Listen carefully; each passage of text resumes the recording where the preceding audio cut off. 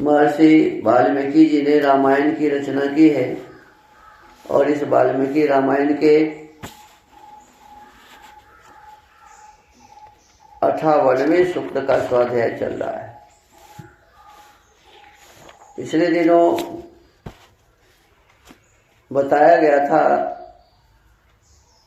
कि इक्ष्वाकु वंश के एक राजा जिनका नाम त्रिशंकु था,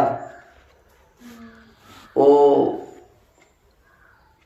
अपने गुरुजी से कहा कि मैं शरीर के साथ ही स्वर्ग जाना चाहता हूँ, इसलिए मुझे इस प्रकार का यज्ञ करवा दीजिए। तो गुरुजी ने मना कर दिया कि ऐसा कभी संभव नहीं है। गुरु कौन थे? महर्षि वशिष्ठ जी। अब वहां से उनके पुत्र के पास गए। उनके 100 पुत्र दक्षिण दिशा में तपस्या कर रहे थे। उनके पास गए, उनको भी बताया।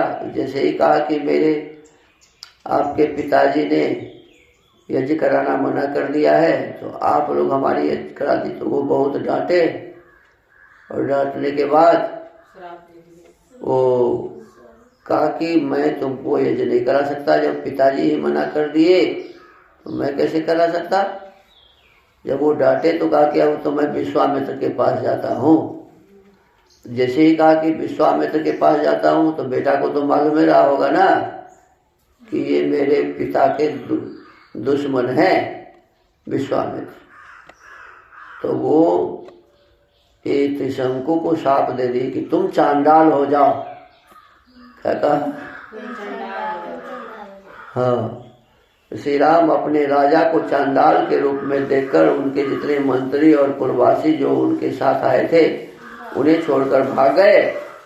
ककुत्स नंदन वे धीर स्वभाव नरेश दिन रात चिंता की आग में जलने लगे और अकेले ही तपोधन विश्वामित्र की शरण में गए। सभी लोग उनको छोड़ दीजिए और चांडाल बन के किनके पास गए जी? वो तो खाली शराब देने से कोई चंडाल बन जाएगा। अब ये सब बातें कपोल कल्पित पाखंड वाली बातें हैं। कोई किसी को कहते तुम मर जाओ तो मर जाएगा, तू कहेगा तो राक्षस हो जाओ तो राक्षस हो गए। कोई कहे तुम बैल हो जाओ तो बैल हो जाएगा। ऐसा होगा क्या? एक राजा को सांप बना दिया था। एक राजा को एक राजा क्या बना दिया था? सांप। वो भी कथा इसमें है। तो ऐसे होगा क्या है? किसी को कह दे कि तू ये बन जा वो बन जाएगा, ये गलत बातें हैं। तो कहते हैं कि अब वो रात दिन चिंता में रहने लगे और सभी उनको छोड़ के चला गया। अकेले ही कहाँ गए? विश्वामित्र जी के पास। अब कहते हैं विश्वामित्रस्तु तं दृष्ट्वा राजानं विफलीकृतं चंडाल रूपिणं राम मुनिः कारुण्यमागतः कारुण्यात् स महातेजा वाक्यं परम धार्मिकः इदं जगाद भद्रं ते राजानं घोर दर्शनं किमागमन कार्यं ते राजपुत्र महाबल अयोध्याधिपते वीर शापात् चंडाल तांगतः। श्री राम, विश्वामित्र ने देखा राजा का जीवन निष्फल हो गया है। मुझे त्रिशंकु का जीवन क्या हो गया? निष्फल हो गया है। उन्हें चांडाल के रूप में देखकर उन महातेजस्वी परम धर्मात्मा मुनि के हृदय में करुणा भर आई। अब देखो, अब विश्वामित्र देखा कि ये चांडाल हो गया। अच्छा, किसी को देख के समझ जाएगा कि ये चांडाल है, ये राक्षस है, ये चोर है, ये डकैत है, ये बदमाश है? देखने से पता चल जाएगा क्या? अब ये देख के समझ गए कि ये चांडाल है। अब इनके हृदय में दया का भाव उत्पन्न हो गया। वे दया से द्रवित होकर भयंकर दिखाई देने वाले राजा त्रिशंकु से इस प्रकार बोले, महाबली राजकुमार, तुम्हारा भला हो। यहाँ किस काम से तुम्हारा आना हुआ है? वीर अयोध्या नरेश। अब देखो, वो भी कहाँ के राजा थे जी? अयोध्या के ही राजा थे। जहाँ के राजा राम थे, उनके पिता दशरथ थे। तो वहीं के राजा कौन थे जी? त्रिशंकु माने राम जी के ही पूर्वज थे, लेकिन राम जी को अपने पूर्वज के बारे में पता नहीं था। तो ये खिस्सा सुनाया जा रहा है। तो कहते हैं कि महाबली राजकुमार तुम्हारा भला हो, यहाँ किस काम से तुम्हारा आना हुआ है? वीर अयोध्या नरेश, जान पड़ता है तुम साप से चांडाल भाव को प्राप्त हुए हो। अब देखो सब कुछ बता रहा है, फिर भी पूछ रहे हैं। अथ तद वाक्य कर्ण्य राजा चंडालतांगतः अब्रवीत प्रांजलिर्वाक्यं वाक्य जो वाक्य कोविदम। विश्वामित्र की बात सुनकर चांडाल भाव को प्राप्त हुए और वाणी के तात्पर्य को समझने वाले राजा त्रिशंकु ने हाथ जोड़कर वाक्यार्थ कोविद विश्वामित्र मुनि से इस प्रकार कहा। क्या कहा सुनो। प्रत्याख्यातोऽस्मि गुरुणा गुरुपुत्रैस्तथैव च अनवाप्यैव तं कामं मया प्राप्तो विपर्ययः। महर्षि, मुझे गुरु तथा गुरु पुत्रों ने ठुकरा दिया। मैं जिस मनोभीष्ट वस्तु को पाना चाहता था उसे न पाकर इच्छा के विपरीत अनर्थ का भागी हो गया। सशरीरो दिवं यायामिति मे सौम्य दर्शन मया चेष्टं क्रतु शतं तच्चनावाप्यते फलम। सौम्य दर्शन मुनीश्वर, मैं चाहता था कि इसी शरीर से स्वर्ग को जाऊं, परंतु यह इच्छा पूर्ण न हो सकी। मैंने सैकड़ों यज्ञ किए हैं, किंतु उनका भी कोई फल नहीं मिल रहा है। एक दो नहीं, कितना यज्ञ किया? सैकड़ों, माने 10, 20, 100, 2, 4, 5, 10, 20, 50 हजार, माने 100 है ना, 1000 से कम। सैकड़ों का मतलब हुआ 1000 से कम, ऐसा। तो कहते हैं कि इतना यज्ञ किया लेकिन उसका भी फल नहीं मिला। और नोक्त पूर्वं में न च वक्षे कदाचन कृच्छे श्री स्वपि गतः सौम्य क्षत्र धर्मेण ते सपे।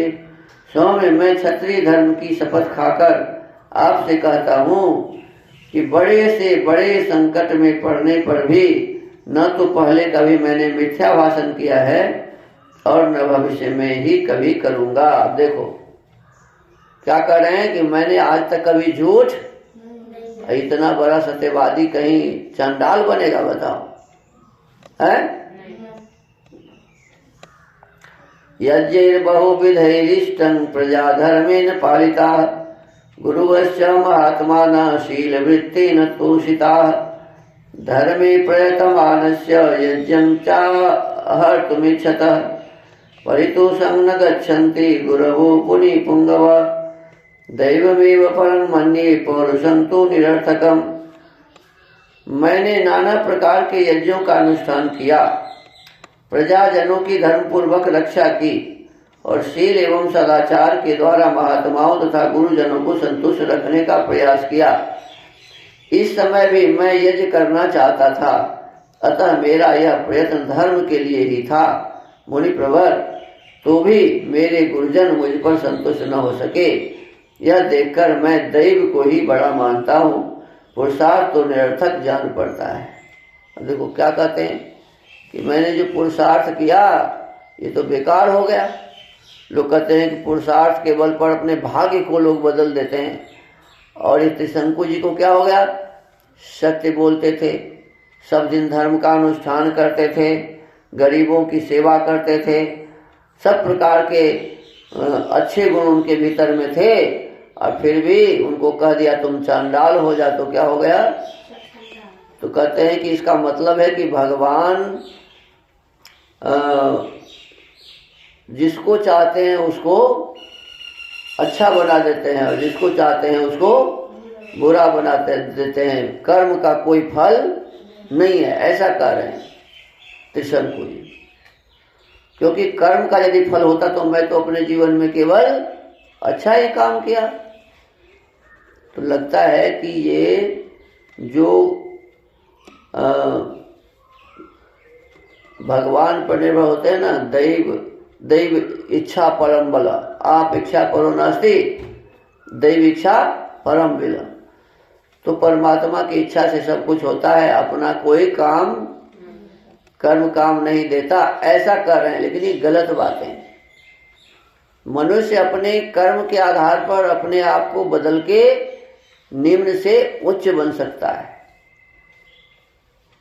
नियम ऐसा है, कुर्वन्ने वेह कर्माणि जिजीविषक्षतम समाः।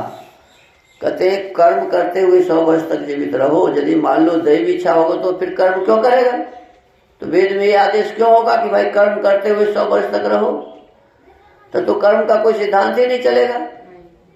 यदि केवल देव की इच्छा हो, कर्म का कोई सिद्धांत नहीं है, तो फिर हम कर्म क्यों करें भाई? बैठे बैठे खाएंगे, भगवान अपने आप दे जाएंगे। ऐसा होगा क्या? जब ऐसा नहीं होगा तो इसका मतलब कर्म सिद्धांत सबसे ठीक है। और ये जो कह रहे हैं कि दैव इच्छा भी लगता है कि बड़ा है, ये गलत बात है। कहते पुरुषार्थ तो निरर्थक जान पड़ता है। अब कहते हैं दैवेनाक्रम्यते सर्वं दैवं ही परमागते तस्य मे परमार्थस्य प्रसादम अभिकांक्षतः कर्तुमर्हसि भद्रन्ते दैवोपहत कर्मणः।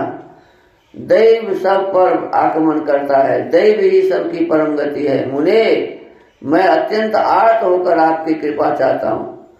दैव ने मेरे पुरुषार्थ को दबा दिया है। क्या कहा? परमात्मा ने मेरे पुरुषार्थ को दबा दिया, क्योंकि मैं तो जीवन भर पुरुषार्थ ही करता रहा, अच्छा ही करता रहा, फिर भी मेरे साथ इतना बड़ा अन्याय हुआ।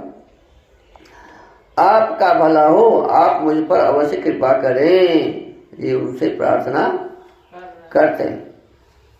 नान्यां गतिं गमिष्यामि नान्यच्छरणमस्ति मे दैवं पुरुषकारेण निवर्तयितुमर्हसि।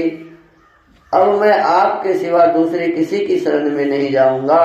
कहते हैं अंतिम में मैं आपके शरण में आया हूँ, अब किसी के शरण में नहीं जाऊंगा। दूसरा कोई मुझे शरण देने वाला है भी नहीं। आप ही अपने पुरुषार्थ से मेरे दुर्दैव को पलट सकते हैं। अब देखो, एक तरफ क्या कर रहे हैं कि अपने पुरुषार्थ से आप मेरे जो खराब समय है उसको ठीक कर सकते हैं। तो फिर अभी तो कह रहा था कि दैव ही सब कुछ करते हैं, तो फिर उनका पुरुषार्थ कैसे काम करेगा? तब तो किसी का पुरुषार्थ काम नहीं करेगा ना। और यदि किसी का पुरुषार्थ काम करेगा, इसका मतलब सबका पुरुषार्थ काम करेगा। तो ये बातें ठीक नहीं है कि दैव ने मुझे ऐसा कर दिया। लगता है कि कहानी ही गलत है, कोई किसी के कहने से कोई ऐसा नहीं बनता है। अब आगे विश्वामित्र जी क्या करते हैं, क्योंकि इनके शरण में अब आ गए हैं और कहें कि अब कहीं मैं नहीं जाऊंगा, मैं अपने जीवन में सब अच्छा काम ही किया, कोई भी गलत काम नहीं किया, तो अब आप अपने शरण में मुझे आप स्थान दीजिए। तब वो शरण में क्या स्थान देते हैं, क्या करते हैं, अगले कथा में इसकी चर्चा होगी। तो आज के इस वाल्मीकि रामायण के स्वाध्याय को यहीं विराम देते हैं। ओम।